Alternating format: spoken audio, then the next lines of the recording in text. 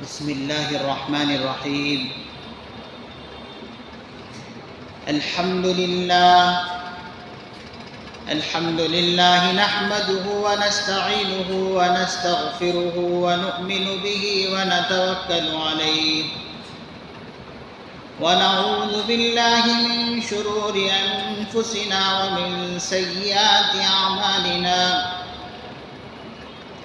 من يهده الله فلا مضل له ومن يضلله فلا هادي له ونشهد أن لا إله إلا الله وحده لا شريك له ونشهد أن سيدنا وسندنا ونبينا ومولانا محمدا عبده ورسوله صلی اللہ تعالی علیہ وعلى آلہ وأصحابہ وأزواجہ وذریاتہ وبارک وسلم تسلیما کثیرا کثیرا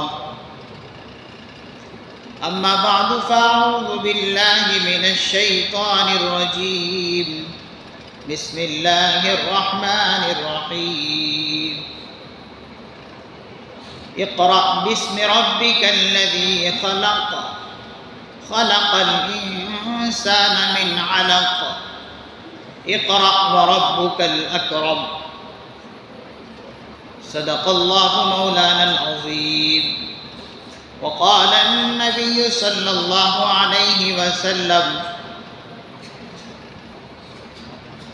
العلماء ورثة الأنبياء أو كما قال النبي صلى الله عليه وسلم رب اشرح لي صدري ويسر لي أمري واحلل عقدة من لساني يفقهوا قولي اللهم ربي زدني علما اللهم صل على سيدنا محمد وعلى آل سيدنا محمد وبارك وسلم. سارے حضرات محبت کے ساتھ، ادب کے ساتھ، مودت کے ساتھ، عقیدت کے ساتھ ایک مرتبہ درود پاک پڑھیں.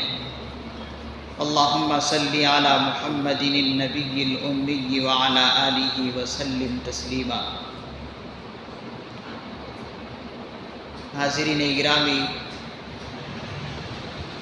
عزیز دوستوں اور بزرگوں، میں آپ حضرات کے سامنے پچھلے 4 جمعوں سے حضرات خلفائے راشدین کی سوانح زندگی اور ان کی زندگی کے بہت سی نکات اور بہت سے اہم جز پیش کیے ہیں. آج میں آپ حضرات کے سامنے علم اور عمل کی موضوع پر کچھ گفتگو کرنا چاہتا ہوں. اللہ تعالیٰ سے دعا ہے کہ اللہ تبارک و تعالیٰ ہم سبوں کو یہ دونوں چیزوں سے مالا مال فرمائے اور ان دونوں چیزوں کی صحیح قدر نصیب فرمائے. حاضرین مکرم، اللہ تبارک و تعالیٰ نے اپنے محبوب رب غفور، رب غفار، آقائے نامدار جناب احمد مجتبی محمد مصطفیٰ صلی اللہ علیہ وسلم کو جب دنیا کے اندر مبعوث فرمایا تو ایسی قوم تھی جو شراب نوشی کی عادی تھی. مکے کا طواف ننگا ہو کر کیا کرتے تھے اور ماں باپ کا کوئی پتہ نہیں ہوتا تھا کہ اس بچے کا ماں کون ہے، باپ کون ہے. اور ایسی قوم کہ اپنے بچیوں کو درگور کر دیا کرتی تھی، زندہ زمین میں دفن کر دیا کرتے تھے. تو اسی دور کو ایام جاہلیت کہتے ہیں، یعنی جاہلوں کا دور۔ پھر اللہ کے پیغمبر صلی اللہ علیہ وسلم کو جب نبی اور رسول بنائے اللہ رب العزت نے، تو اس دور کا نام دور رسالت کہلاتا ہے۔ اللہ کے پیغمبر صلی اللہ علیہ وسلم پر جب اللہ رب العزت نے پہلی وحی نازل فرمائی، اور پہلا جملہ جس میں آیا ہے اقرأ بسم ربک الذی خلق، یہ جملہ غار حرا میں اللہ کے پیغمبر صلی اللہ علیہ وسلم کے سینے پر پہلا جملہ نازل فرمایا ہے، اقرأ بسم ربک الذی خلق۔ اللہ تبارک و تعالی اپنے پیغمبر سے فرما رہے ہیں کہ پڑھیے اپنے پروردگار کے نام سے، اقرأ بسم ربک الذی خلق، پڑھیے اپنے پروردگار کے نام سے جس نے انسان کو پیدا کیا۔ خلق الانسان من علق، جس نے انسان کو خون کے لوتھڑے سے، جمے ہوئے خون سے انسان کو اللہ نے پیدا کیا۔ آپ اس کی ساری تفصیلات سورہ اقرا کی پڑھتے ہیں اور سنتے ہیں، تفصیلات میں جانے کا موقع نہیں ہے۔ میں بڑی عظیم باتیں اور بڑی اہم نکات آپ کے سامنے ذکر کرنا چاہتا ہوں، اور وقت بھی بہت کم ہے۔ اللہ کے پیغمبر صلی اللہ علیہ وسلم پر جب وحی نازل ہو رہی تھی، تو اللہ کے پیغمبر صلی اللہ علیہ وسلم اپنی زبان کو حرکت دیتے، اس طرح حرکت دیتے کہ جلدی جلدی آپ حرکت فرماتے اپنی زبان کو۔ تو اللہ تعالیٰ اپنے پیغمبر سے فرماتے ہیں، لا تحرک به لسانک لتعجل به، لا تحرک به لسانک لتعجل به، کہ پیغمبر آپ اپنی زبان کو تیزی سے مت چلائیے، آپ بار بار اس چیز کو مت دہرائیے۔ لا تحرک به لسانک، اپنی زبان کو زیادہ حرکت مت دیجیے، تیزی کے ساتھ مت پڑھیے اور جلدی نہ کیجیے۔ لا تحرک به لسانک لتعجل به ان علینا جمعہ وقرآنہ، میری ذمہ داری ہے کہ میں آپ کے سینے پر قرآن کو جمع کروں گا۔ ان علینا جمعہ وقرآنہ، یعنی قرآن کریم کو آپ کے سینے میں اتاروں گا بھی، جمع بھی کروں گا اور پڑھاؤں گا بھی میں ہی۔ تو معلوم یہ ہوا اللہ کے پیغمبر صلی اللہ علیہ وسلم پر جو پہلی اتری ہے، اور یہ آیتیں اللہ تبارک و تعالی نازل کر کے فرما رہے ہیں کہ پیغمبر آپ فرش پر ہیں، آپ شاگرد ہیں، میں عرش پر ہوں، میں پڑھاؤں گا بھی اور تمہارے سینے میں اتاروں گا بھی۔ ان علینا جمعہ وقرآنہ، اور اللہ تبارک و تعالیٰ ایک اور جگہ پر فرمائیں، سنقرئک فلا تنسیٰ، میں ایسا آپ کو پڑھاؤں گا، ایسا پڑھاؤں گا کہ آپ کبھی بھولیں گے نہیں۔ سنقرئک فلا تنسیٰ، آپ کبھی بھولیں گے نہیں۔ ان آیات میں ہمیں دیکھنا یہ ہے کہ اللہ کے پیغمبر صلی اللہ علیہ وسلم قرآن کریم کو حاصل کرنے کے لیے اپنی زبان کو تیزی سے کیوں استعمال کر رہے ہیں؟ اللہ کے پیغمبر صلی اللہ علیہ وسلم چاہتے ہیں کہ کہیں قرآن کریم کی ایک ایک آیت میری زبان سے نہ رہ جائے اور میں کہیں بھول نہ جاؤں، مجھے یاد رہے، اسی لیے میں اپنی زبان کو تیزی کے ساتھ چلا رہا ہوں۔ یعنی اللہ کے پیغمبر صلی اللہ علیہ وسلم گویا کہ ایک ایک آیت سے یہ امت کو بتانا چاہتے ہیں کہ دیکھو اس قرآن کریم کی عظمت کو سمجھو، اس قرآن کریم کی ایک ایک آیت کو یاد کرنے کا ایک معمول بناؤ، اس لیے کہ یہ قرآن بڑی عظیم الشان کتاب ہے۔ اللہ کے پیغمبر صلی اللہ علیہ وسلم نے بے شمار احادیث میں اس کی فضیلتیں بیان کی ہیں کہ جو قرآن کریم کا علم حاصل کرتا ہے اس کے درجات اور فضیلتیں کیا ہیں۔ ایک موقع پر اللہ کے نبی علیہ الصلوۃ والسلام نے ارشاد فرمایا، من کان فی طلب العلم کأنہ یجاہد فی سبیل اللہ، کہ جو شخص طلب علم کے لیے نکلتا ہے یا طلب علم کرتا ہے، اللہ کے علم کو سیکھنے کے لیے نکلتا ہے، کأنہ یجاہد فی سبیل اللہ، گویا کہ وہ اللہ کے راستے میں، گویا کہ اللہ کے راستے میں ہے اور اللہ کے راستے میں رہ کر اسلام کی بلندی کے لیے وہ کام کر رہا ہے۔ تو معلوم یہ ہوا علم کا حاصل کرنا کتنا عظیم عمل ہے۔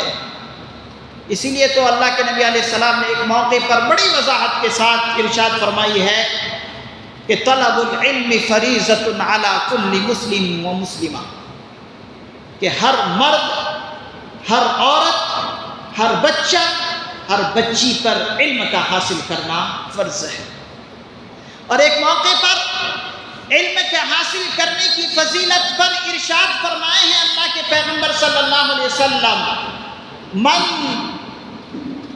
مات فی طلب العلم، مات فی طلب العلم مات شہید، کہ جس نے علم کی طلب کے لیے نکلا، علم کو حاصل کرنے کے لیے نکلا اور علم ہی کے حاصل کرتے کرتے اس کو موت ہو جاتی ہے، کہتے مات شہید، وہ شہید ہے۔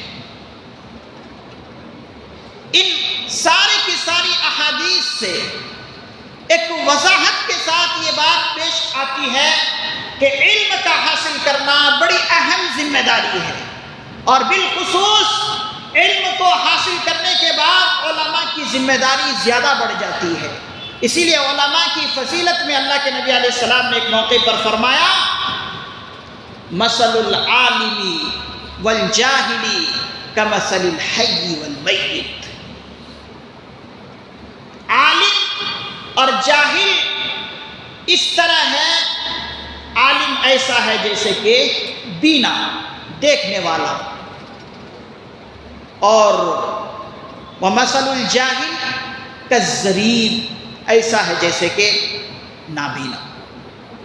اور ایک موقع پر فرمایا کمثل الحی والمیت، کہ عالم دین کا علم رکھنے والا ایسا ہے جیسا کہ وہ زندہ ہے، کالحی، جیسا کہ وہ زندہ ہے، اور والجاہل کالمیت، ایسا ہے جیسے کہ مردہ۔ جس طریقے سے مردہ کو کچھ معلوم نہیں ہوتا، اسی طریقے سے جاہل کو کچھ معلوم نہیں ہوتا۔ اسی لیے علماء کرام نے یہ بات وضاحت کے ساتھ لکھی ہے کہ علم انسان کا امام ہے اور عمل اس کا تابع ہے۔ علم انسان کا امام ہے اور عمل اس کا تابع ہے۔ انسان کے پاس علم ہوگا تو صحیح راہ پر چلے گا، اگر علم نہیں ہوگا تو وہ غلط راستے پر چلے گا۔ فلاں کو کسی فلاں راستے پر چلنا ہے، راستے کا علم ہی نہیں تو وہ راستے پر کیسے چل سکتا ہے؟ دین پر چلنے کے لیے علم کا ہونا ضروری ہے، اگر علم کے بغیر ہے تو وہ گویا کہ مردہ ہے، کمثل المیت۔ حاضرین مکرم، میں آپ حضرات کو یہ بات بتانا چاہتا ہوں کہ دین کا علم اور دنیا کا علم، ان دونوں میں بہت فرق ہے۔ اگر کوئی انسان پی ایچ ڈی کر کے لندن سے آئے، ڈبل ایم اے کر کے آئے اور ایم بی بی ایس کر کے آئے، کہتے ہیں کہ اگر اس کو ایک جگہ پر کھڑا کیا جائے اور ایک مسجد سے نکلنے والا اور ایک مدرسے سے نکلنے والا حافظ قرآن ہو، کہتے ہیں ایسے پی ایچ ڈی کرنے والے ہزاروں قربان ہو جائے، وہ دنیا کے کرسی کا وارث ہے۔ ایک حافظ قرآن وہ مصلی کا امام ہے، وہ اللہ کے نبی علیہ الصلوۃ والسلام کے مصلی کا امام ہے۔ دنیا کے علم والے کرسی کا امام، اور مسجد سے نکلنے والا حافظ قرآن، مدرسے سے نکلنے والا حافظ قرآن وہ نبی کے مصلی کا امام ہے۔ ہزاروں پی ایچ ڈی کرنے والے ہو، لیکن وہ ایک طرف اور ایک حافظ قرآن ایک طرف۔ اور ایک موقع پر تو اللہ کے نبی علیہ الصلوۃ والسلام نے بڑی عظیم بات بتائی ہے جو بہت اہم ہے۔ ایک موقع پر اللہ کے نبی علیہ الصلوۃ والسلام حضرات صحابہ کرام رضی اللہ عنہم کے درمیان میں بیٹھے تھے۔ اس مجلس میں حضرت صدیق اکبر رضی اللہ عنہ بھی بیٹھے تھے، حضرت عمر فاروق رضی اللہ عنہ بھی بیٹھے تھے۔ حضرت عمر فاروق رضی اللہ عنہ تورات کے کچھ ورق لے کے بیٹھے ہیں، تورات کے کچھ ورق لے کے بیٹھے ہیں اور وہ پڑھ رہے ہیں۔ اللہ کے نبی علیہ الصلوۃ والسلام کی نگاہ پڑی حضرت عمر فاروق رضی اللہ عنہ پر کہ وہ تورات کے ورق لے کے بیٹھے۔ اللہ کے نبی علیہ الصلوۃ والسلام کا چہرہ متغیر ہو گیا۔ صدیق اکبر رضی اللہ عنہ بازو میں بیٹھے ہوئے تھے، اللہ کے نبی علیہ الصلوۃ والسلام کی ایک ایک حرکت کو پہچان لیتے تھے، جسے رمز شناس کہتے ہیں۔ فوراً حضرت ابو بکر صدیق رضی اللہ عنہ نے عمر فاروق رضی اللہ عنہ سے کہا، اما رأیت الی وجہ رسول اللہ صلی اللہ علیہ وسلم، اے عمر تم کیا نبی علیہ الصلوۃ والسلام کے چہرے کے رنگ کو نہیں دیکھ رہے ہو؟ نبی علیہ الصلوۃ والسلام کے چہرے کا رنگ متغیر ہو گیا ہے اور تم ورق تورات کے لے کر بیٹھے ہو۔ دیکھو نبی علیہ الصلوۃ والسلام کے چہرے کی طرف۔ دیکھتے ہیں کہ نبی علیہ الصلوۃ والسلام کا رخ انور اور چہرہ سرخ اور پیلا پڑا ہوا ہے۔ فوراً حضرت عمر فاروق رضی اللہ عنہ تشہد کی طرح دو زانو بیٹھے اللہ کے نبی علیہ الصلوۃ والسلام کے سامنے اور کہا، رضیت باللہ ربا وبالاسلام دینا وبمحمد صلی اللہ علیہ وسلم رسولا ونبیا۔ فرمایا اللہ کے نبی علیہ الصلوۃ والسلام، میں اللہ کے رب ہونے کا یقین کرتا ہوں اور میں اللہ کے رب ہونے پر اور اسلام کے دین ہونے پر اور آپ کے رسول اور نبی ہونے پر راضی ہوں۔ اللہ کے نبی علیہ الصلوۃ والسلام نے فرمایا کہ عمر تم کیا ان اوراق کو لے کر بیٹھے ہو؟ تورات کے اوراق کو لے کر بیٹھے ہو؟ سنو اور سارے صحابہ سنو، اگر میری موجودگی میں لو کان موسیٰ حیا ما وسعہ الا اتباعی، اگر میرے دور میں موسیٰ علیہ السلام جو صاحب تورات ہیں، جن پر اللہ نے نبوت کے دستار عطا کر چکے ہیں، اگر وہ بھی میری زندگی میں میری موجودگی میں آئے، ان کو بھی میری اتباع کیے بغیر چارہ نہیں ہے۔ معلوم یہ ہوا کہ دوسرے علوم اور اللہ نے جو علم قرآن کریم کے اندر عطا فرمائے ہیں، ان دونوں علوم میں بہت فرق ہے، اور فرق اتنا ہے اللہ کے نبی علیہ السلام نے ارشاد فرمائے، مدارسۃ العلم ساعۃ خیر من الدنیا وما فیہا۔ مدارسۃ العلم ساعۃ خیر من الدنیا وما فیہا۔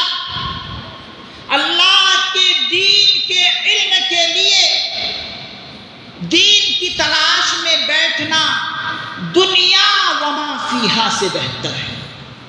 کیا مطلب؟ اللہ کے دین کے علم حاصل کرنے کے لیے ایک لفظ کی تلاش میں بیٹھنا اور علم حاصل کرنا اتنا اہم عمل ہے یہ کہ دنیا میں جتنی چیزیں ہیں، آسمان سے لے کر زمین تک جتنی چیزیں ہیں، چاہے وہ کیسے کیسے خزانے کیوں نہ ہو، چاہے وہ جواہرات ہی کیوں نہ ہو، چاہے وہ سونے چاندی ہی کیوں نہ ہو، جتنے بھی ہیں وہ تمام کی تمام ایک طرف، اور اللہ کے دین کا ایک باب پڑھ لینا ایک طرف۔ حاضرین گرامی، جب اس علم کا اتنا اور اتنا عظیم مقام ہے تو ہم اپنے آپ پر غور کریں۔ کیا ہم نے خود اس علم کو حاصل کیا؟ کیا اگر ہم نے خود حاصل نہیں کیے تو کیا ہماری اولاد نے اس علم کو حاصل کیا؟ اگر ایسا ہے کہ ہم نے بھی علم حاصل نہیں کیے اور ہماری اولاد نے بھی علم حاصل نہیں کیے تو پھر کل قیامت کے دن ہم بھی پکڑے جائیں گے، ہماری اولاد بھی پکڑی جائیں گے۔ ہماری اولاد اللہ کی عدالت میں مقدمہ رکھیں گے، ان اولادوں کے ہاتھ میں ہمارے گریبان ہوں گے۔ اللہ کے سامنے ایک ایک چیز کا اور ایک ایک بات کا اور ایک لمحے کا حساب دینا ہوگا۔ ہم اللہ کے یہاں اگر اللہ نے ہمیں پکڑ لی ہے تو ہم بچ نہیں سکتے۔ آج امت کا کیا حال ہے؟ جو نوجوان کالجوں میں پڑھ رہے ہیں، اسکولوں میں پڑھ رہے ہیں، ان کا بھی عجیب حال ہے۔ آج دشمن اسلام کو مٹانے کے لیے اور اسلام کے اندر طرح طرح کی نکتہ چینی کے لیے کیا کیا کام نہیں کر رہے ہیں۔ ابھی 19 تاریخ کو قادریہ مسجد میں علماء کانفرنس کے نام سے ایک بڑا کانفرنس ہوا۔ ہر طبقے کے علماء حضرات موجود تھے، ہر طبقے کے معلمات موجود تھی، چاہے وہ بریلی طبقے کے ہوں، چاہے وہ دیوبندی طبقے کے ہوں، چاہے وہ شیعہ طبقے کے ہوں، چاہے وہ اہل حدیث طبقے کے ہوں، چاہے جماعت اسلامی کے طبقے کے ہوں، یہ سارے کے سارے طبقے اور علماء حضرات وہاں پر موجود تھے۔ کچھ باتیں میں نے وہاں پر نوٹ کی ہے جو بڑی اہم اور بڑی پوائنٹ کی باتیں ہیں۔ ایک عالم میں دین نے ایک بات ذکر کی اور سارے علماء کرام کا وہ جوڑ تھا، علماء کرام کا کانفرنس تھا۔ انہوں نے علماء کرام کو یہ متنبہ کیا کہ آج اسلام کو نقصان پہنچانے کے لیے، اسلام کے اندر غلط فہمیاں پیدا کرنے کے لیے، اسلام فوبیا جو وجود میں آئے ہیں، کہتے ہیں کہ سب سے زیادہ ہندوستان کے اندر ہے جو اسلام کے چہرے کو مسخ کرنے کی کوشش کرے۔ اسلام فوبیا جو سب سے زیادہ اسلام کو نقصان پہنچانے کے در پر ہیں، ایک ایک بات کو لے کر غلط اس کی تفسیرات اور غلط اس کی توضیحات کر کے اسلام کو نقصان پہنچانے پر اگر تلے ہوئے ہیں تو وہ سب سے زیادہ پہلا مقام حاصل کرنے والے وہ ملک ہندوستان کا۔ اس کے بعد انہوں نے بتایا کہ دوسرے نمبر پر جو اسلام فوبیاں جہاں پر زیادہ ہیں، اسرائیل کو بتایا، اس کے بعد امریکہ کو بتایا۔ ہندوستان میں اسلام فوبیا، اسلام کے دشمن سب سے زیادہ ہیں، اور یہ لوگ زیادہ سے زیادہ کالجوں میں پڑھنے والے، یونیورسٹیوں میں پڑھنے والوں کو زیادہ ٹارگٹ بنا رہے ہیں۔ انہوں نے ایک مثال دی کہ دو آدمی ہیں، دو اسٹوڈنٹس ہیں، ایک ہندو ایک مسلم۔ ہندو نے کوئی سوال کیا، اب مسلم جو طالب علم اسٹوڈنٹس ہیں اس کو دین کے بارے میں کسی بات سے جو ہے پکڑا اور کہا کہ تمہارے دین میں یہ بات ہے، بتاؤ یہ بات تمہارے دین میں صحیح ہے یا غلط ہے؟ اب جو کالج میں ہے، یونیورسٹی میں پڑھ رہا ہے، اس کو دین سے کوئی لگاؤ نہیں ہے، نہ تو وہ علماء کے بیانات سنتے ہیں، نہ وہ مسجد میں آتے ہیں، ان کا مسجد سے کوئی لگاؤ ہی نہیں ہے۔ تو جب ان کو دین کے بارے میں کوئی بات معلوم نہیں ہوتی تو وہ اسٹوڈنٹس کیا کہتا ہے کہ اس بارے میں تو میں بھی مشکوک ہوں کہ یہ بات اسلام نے صحیح کہا ہے یا غلط کہا ہے۔ اب بتائیے کہ اس اسٹوڈنٹس کا ایمان باقی ہے جس نے یہ کہا کہ قرآن کے بارے میں، اس آیت کے بارے میں بھی مشکوک ہوں، مجھے بھی شک ہے۔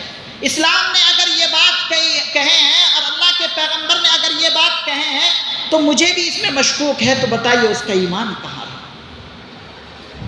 حاضرین گرامی، اس طرح سے آج ہمارے نوجوان علم سے کورے ہیں، دینی علم کا ایک حصہ بھی انہیں معلوم نہیں ہے، جس کی وجہ سے آج اسلام کو نقصان پہنچانے والے بڑے تیزی کے ساتھ آگے بڑھ رہے ہیں۔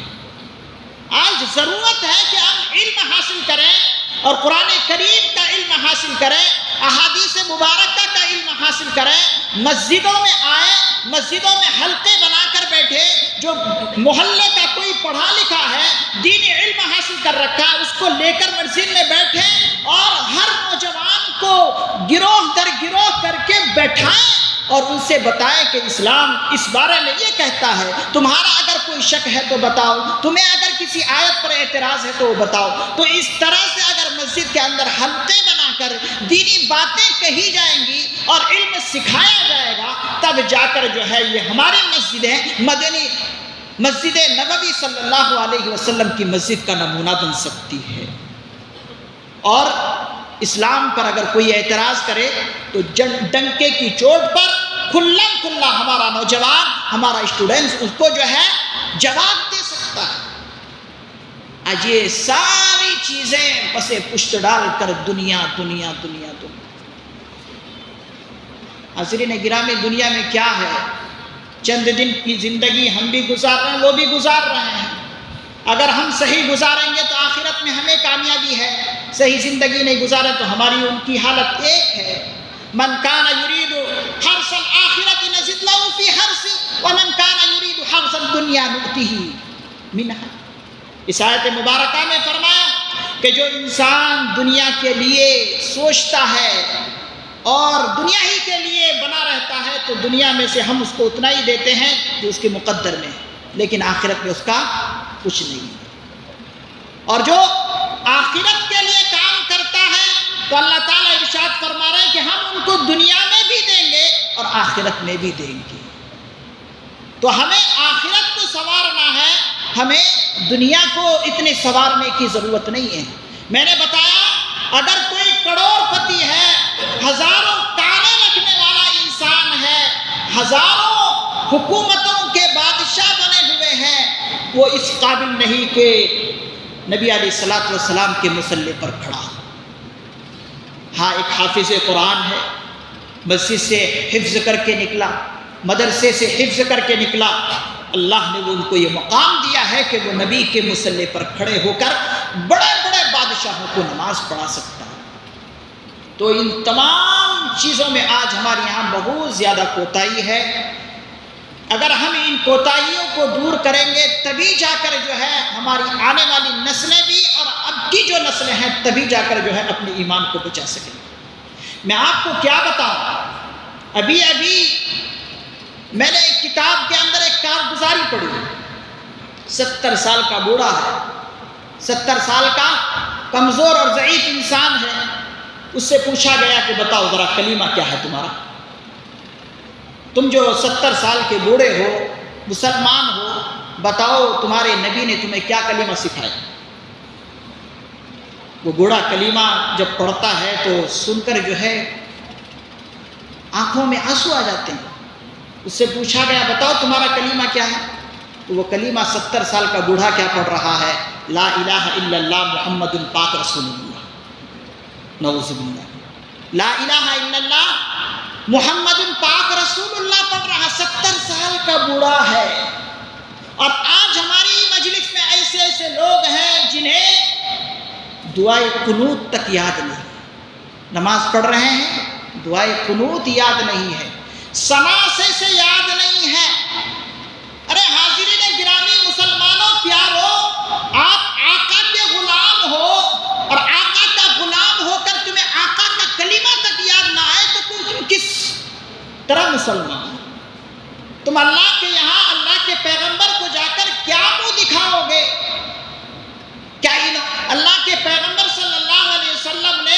اسی لیے طائف میں جا کر اتنی تکلیفیں اٹھائی.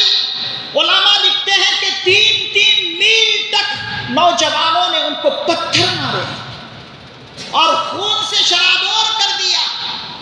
علماء حضرات لکھتے ہیں کہ طائف کے سفر میں اللہ کے نبی علیہ السلام کو پانی تک پینے نہیں دیے لوگ.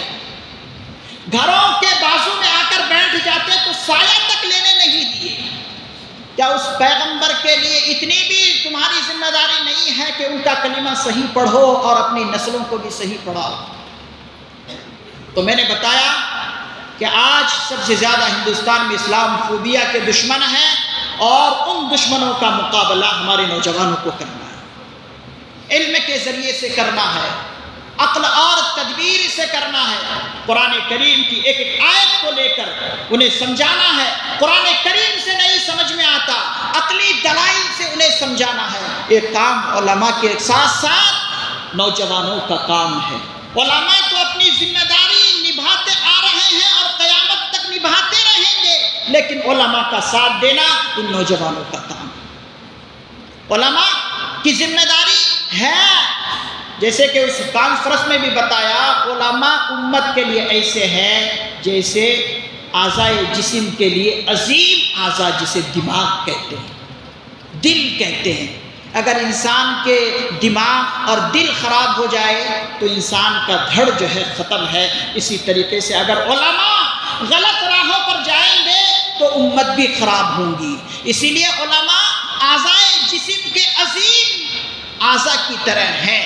علماء اپنی ذمہ داری نبھا رہے ہیں اور قیامت تک نبھائیں گے. ہاں ایسے ہیں علماء جو کچھ سوء علماء ہے، بد علماء ہیں جو چند ٹکے پر بک جاتے ہیں، لیکن کچھ علماء اب بھی ہیں جو ڈنکے کی چوٹ پر دشمن سے یہ کہتا ہے کہ ہم اگر زندہ رہیں گے اپنے ایمان کے ساتھ زندہ رہیں گے، اگر مریں گے تو ایمان کے ساتھ مریں گے. ہاں ہمارا تعلق امام احمد بن حنبل رحمت اللہ علیہ کے ساتھ ہے، جنہوں نے بادشاہ وقت کے سامنے کہا، بڑی عقیدے کی بات ہے سن لیجیے، جنہوں نے بادشاہ وقت کے سامنے کہا کہ یہ قرآن کریم جو ہم پڑھتے ہیں نمازوں میں یہ قدیم ہے، ہمیشہ سے ہے، ہمیشہ یہ قرآن رہے گا. یہ قرآن مخلوق نہیں ہے.